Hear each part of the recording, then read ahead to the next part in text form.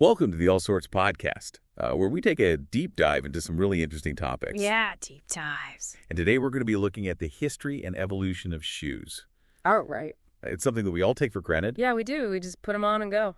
but there's a really, really fascinating history there, Yeah, and when you think about it, shoes are something we all wear pretty much every day, right? but we rarely stop to think about where they came from or how they've evolved over time. Yeah, and I think that's what makes this topic so interesting. It really is. So for this deep dive, we've done a lot of research, looked at a bunch of articles and studies to try to get a good understanding of the topic. Yeah, a lot of material out there. Yeah, there A is. lot to dig through. And so today we're going to be talking about everything from the earliest known shoes to the modern shoe industry. Right, and we'll be looking at how shoes have been used throughout history as symbols of status and wealth and even religion. And how they've been shaped by technological advancements and cultural trends. Definitely a lot to cover. So let's jump right in. Let's do it. Where did shoes even come from? Yeah, that's a good question. Like when did people first start wearing them?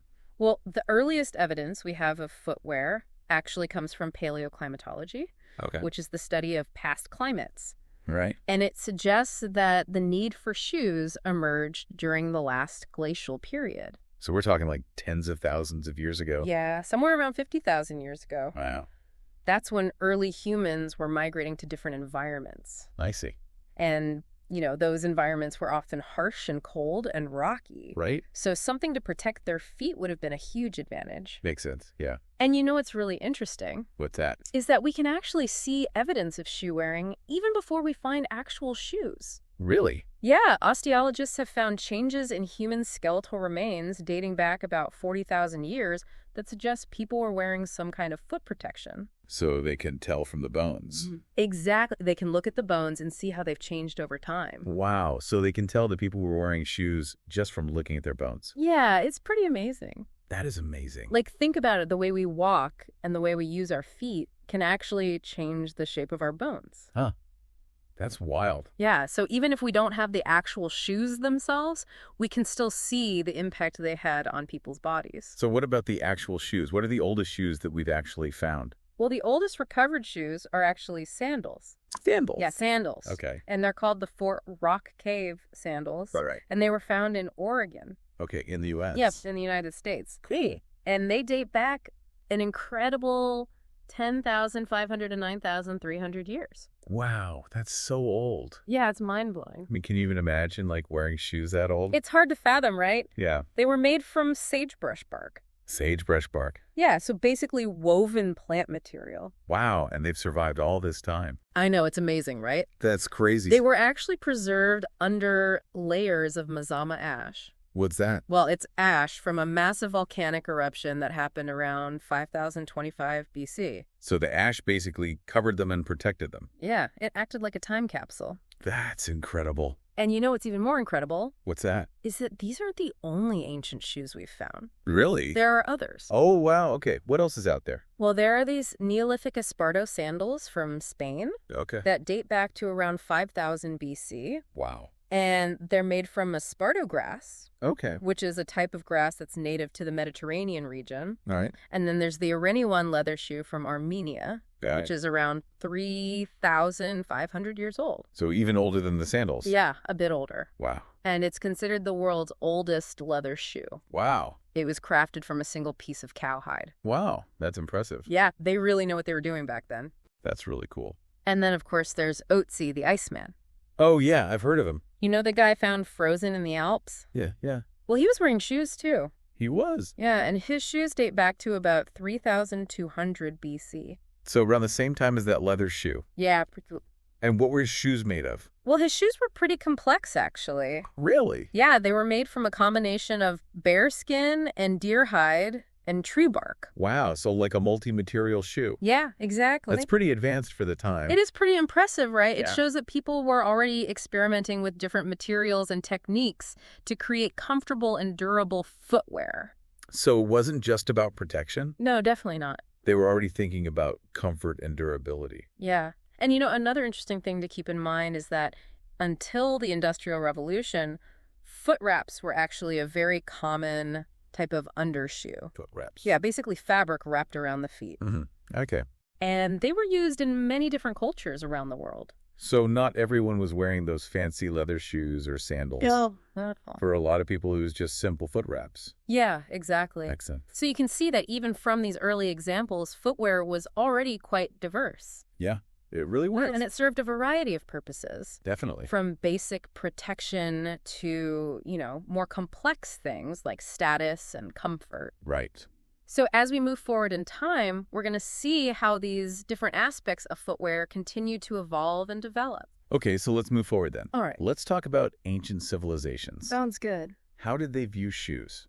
Well, in ancient civilizations, footwear started to take on roles beyond just practicality. It became a way to express social status, religious beliefs, and even cultural identity. So it became more than just something to protect your feet. Exactly. It became a way to communicate something about yourself. Yeah. Okay, so let's start with ancient Egypt. What was going on there with shoes?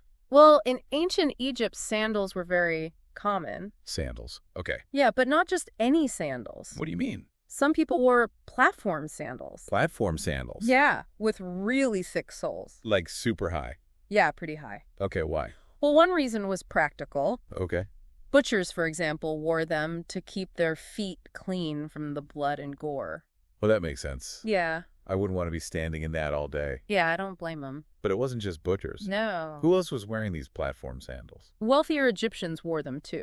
Okay. But for them, it was more about status. So it was a way to show off their wealth. Exactly. The higher the platform, the higher their social standing. Interesting. So shoes were already being used as a way to show off your wealth and status? Yeah, it's one of the earliest examples we see of this. Okay, that's fascinating. And, it's a trend that continues throughout history. Right, we still see it today. Exactly. Okay, so what about ancient Greece? Well, ancient Greece is interesting because they had a very diverse range of footwear. Okay. And they had different types of sandals for different occasions. So it wasn't just one type of sandal fits all? No, they had specific sandals for specific purposes. Okay, what were some of the different types?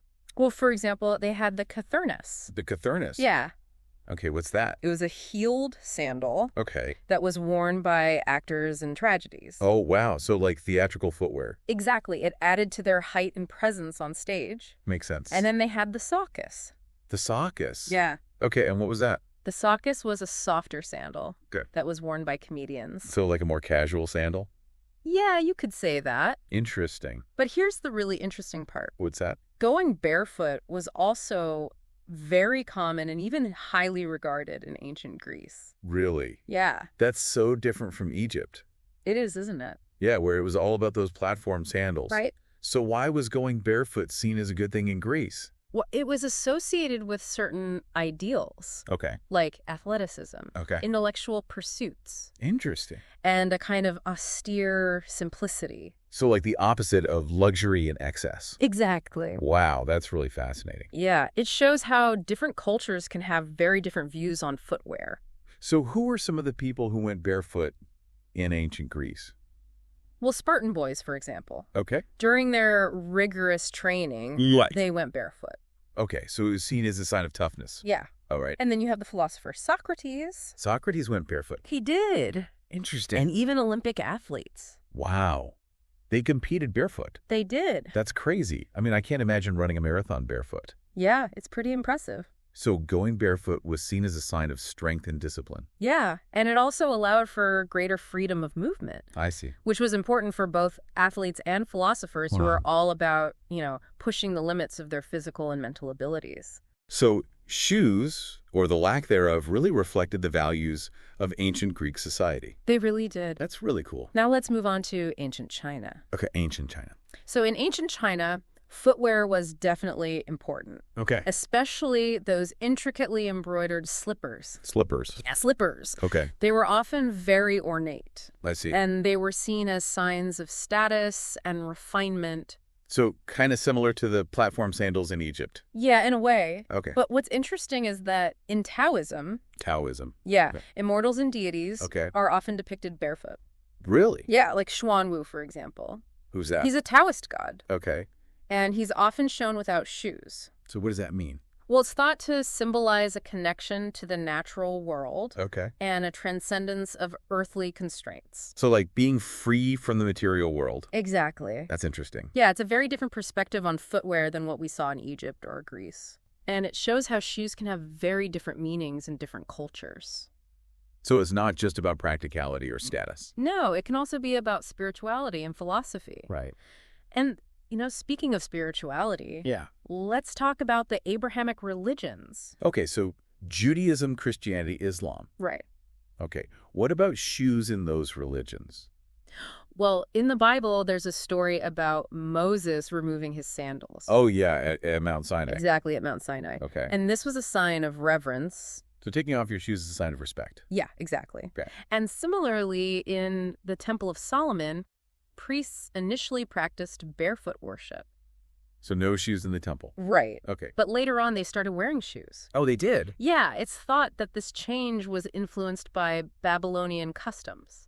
So like cultural exchange impacting religious practices. Exactly. It's really interesting. Yeah, it shows how these things are always evolving and changing. Right. And it's also interesting to note that in Islam, shoes are forbidden in mosques. Yeah, because mosques are considered sacred spaces. Okay, that makes sense. So you have to take your shoes off before entering. So it's similar to the idea of taking off your shoes as a sign of respect. Yeah, exactly. Okay, so we've got ancient Egypt, ancient Greece, ancient China, and the Abrahamic religions. Right. What about other ancient civilizations? Well, the Etruscans, for example, had a very distinctive style of footwear. Okay, what was it? They wore pointed shoes or boots. Pointed? Yeah, pointed. Okay. And they were called calce rapandi. Calce rapandi. Yeah. So it was basically a shoe or boot with a long pointed toe. So like a fashion statement. Yeah, definitely a fashion statement. Interesting. And then, of course, we have the Romans. The Romans, okay. Now, the Romans were really interesting when it comes to footwear. Okay, why is that? Well, for the Romans, clothing and footwear were very explicit indicators of social rank and profession. So what you wore on your feet told people who you were. Exactly. Okay, how so? Well, Yeah. patricians. Patricians. Yeah, the upper class. Okay. They wore very elaborate shoes made from dyed and ornamented leather. So like high quality shoes. Yeah, the best of the best. Okay. And their shoes were often decorated with things like gold and silver. Wow, so like really fancy shoes. Yeah, very fancy. Okay, what about the lower classes? Well, plebeians. Plebeians. Yeah, the common people. Okay. They wore more basic shoes. Okay. Made from things like rawhide or leather. Okay. And they were often studded with hobnails. Hobnails. Yeah, basically metal studs. Okay, why? Well, it made the shoes more durable. Okay. And it also provided better traction.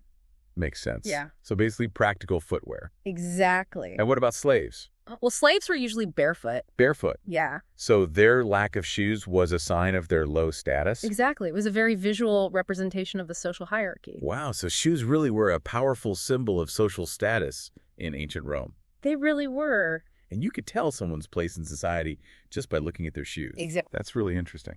But it's also important to note that these class distinctions in footwear became less defined during the later Roman imperial period. Really? Yeah, perhaps as the empire expanded and social mobility increased. I see. People from different social classes started to wear more similar types of footwear. So the lines became a bit blurred. Yeah, exactly. That's interesting. And the Romans were also responsible for a really significant innovation in footwear. What was that? They were the first civilization that we know of to shape their right and left shoes differently. Really? Yeah. So before that, shoes were just like one size fits all. Basically, yeah. Wow, that's crazy. I know, right? I mean, it seems so obvious now. It does, doesn't it? But before that, people were just wearing shoes that were basically the same shape on both feet. Yeah, and you can imagine how uncomfortable that must have been. Yeah, I bet. So this Roman innovation was a big step forward in terms of comfort and fit. And it's something that we still benefit from today. Exactly. That's really cool. And while we're talking about ancient Rome, Yeah. we should mention the patron saints of shoemaking. Oh, yeah. Who are they? There's St. Crispin and St. Crispinian. St. Crispin and St. Crispinian. Yeah. Okay. And they were martyred during the Diocletianic persecution. The Diocletianic persecution. Yeah. Okay. Which was a period of persecution of Christians in the Roman Empire. I see. And they're often depicted as shoemakers. So they were actual shoemakers. Well, we don't know for sure. Okay.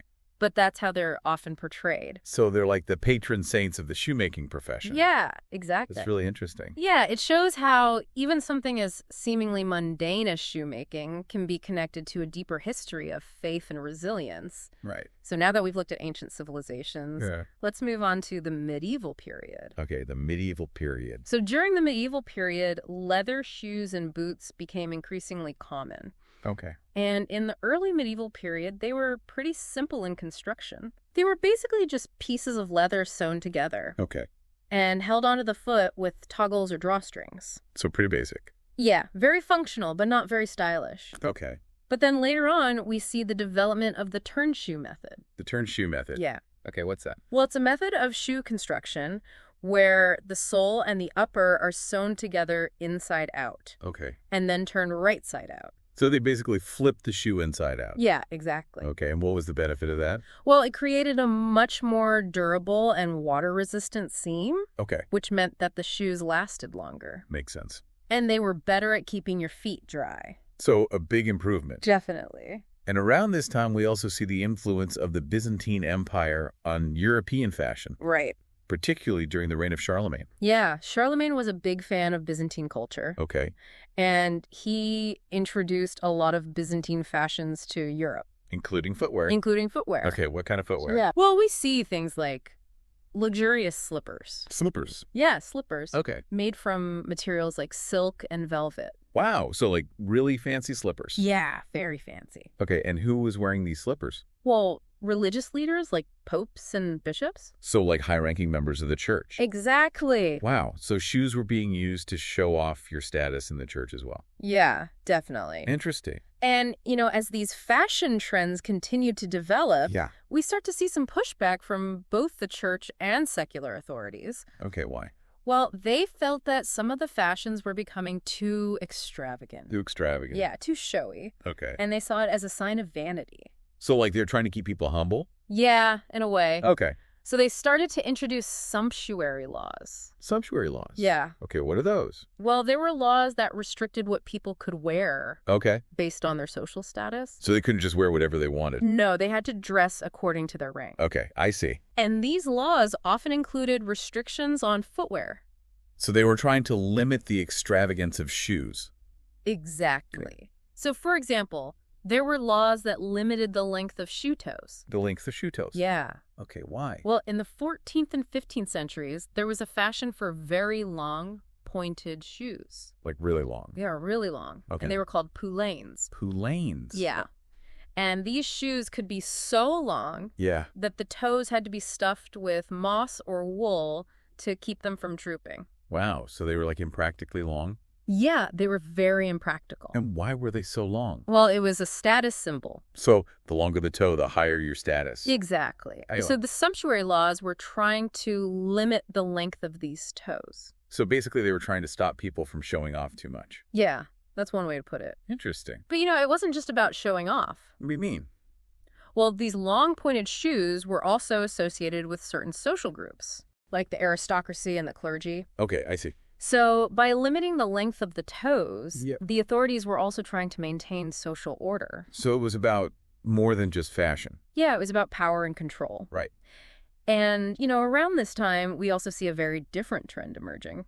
Okay, what's that? Well, with the rise of mendicant orders. The mendicant orders. Yeah, we see people deliberately choosing to go barefoot. Okay. Or to wear very simple sandals. So like a rejection of those extravagant shoes? Exactly. Okay, and why were they doing that? Well, it was a sign of humility. Okay. And poverty. So they were trying to live a simple life. Yeah, and they saw footwear as a symbol of worldly possessions. I see. So by going barefoot or wearing very simple sandals, they were rejecting those worldly possessions. So it was a spiritual statement. Exactly. That's really interesting. Yeah, it shows how footwear can be used to express a wide range of beliefs and values. And it's not always about what's fashionable. No, sometimes it's about something much deeper. Right. So as we move into the late medieval period, we see those long pointed shoes start to fall out of fashion. Okay. And they're replaced by a new style of shoe. Okay, what was it? It was called the duckbill shoe. The duckbill shoe? Yeah. Okay, why was it called that? Well, because it had a very wide, flat toe. So like a duck's bill. Exactly. Okay, interesting. And these shoes became very popular. Okay. But, they also went to an extreme. What do you mean? Well, some of them were so wide that they were almost comically impractical. So like they were too wide to walk in? Pretty much, yeah. Wow, that's crazy. Yeah, it seems like people were constantly pushing the boundaries of what was considered fashionable. Right. Even if it meant sacrificing practicality. I guess fashion isn't always about being practical. Definitely not. Okay, so what about overshoes?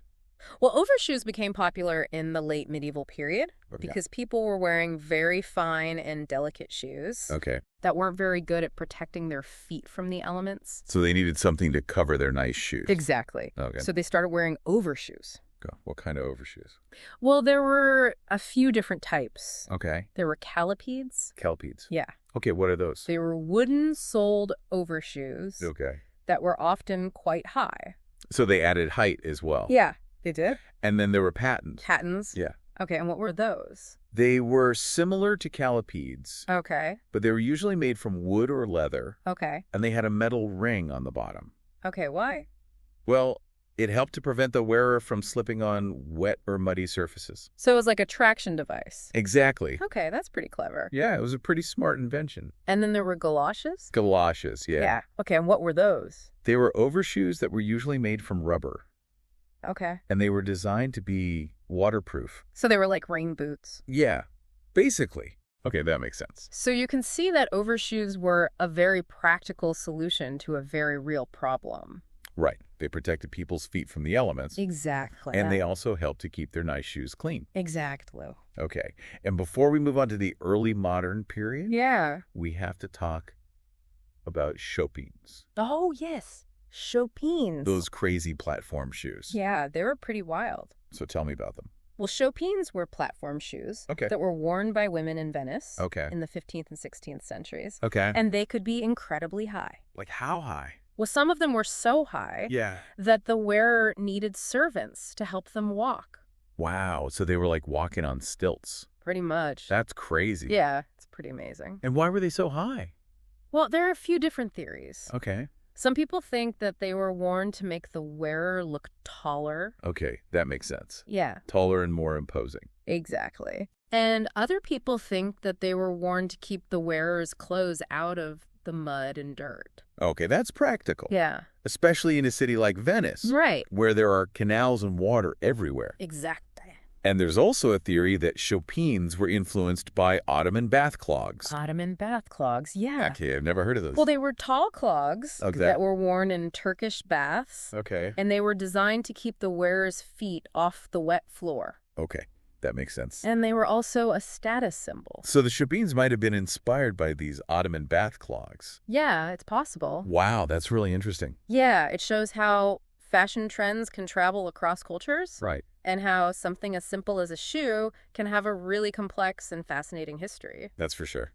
So now let's move on to the early modern period. Okay, the early modern period. So during the early modern period, we see some really significant changes in footwear. Okay, what kind of changes?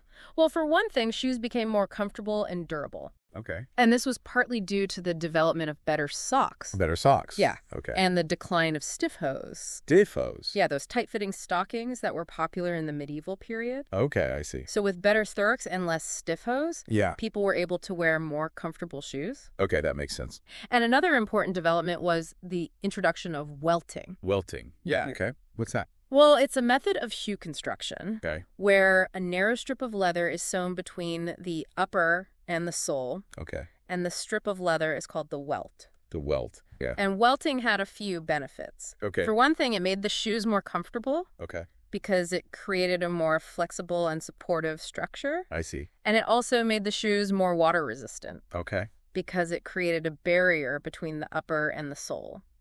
Make sense. And perhaps most importantly, welting made the shoes easier to repair. Oh, okay. Why is that? Well, because the welt could be easily removed and replaced. I see. So if the sole wore out, you could just replace the sole. Okay. Without having to replace the whole shoe. So it extended the life of the shoe. Exactly. That's pretty clever. Yeah, it was a really important innovation in shoemaking. And it's something that we still use today. Exactly. So welting was a big deal. It was a very big deal. Okay, and what about high heels? Yes, high heels. When did those come into fashion? Well, high heels were popularized in the 16th century.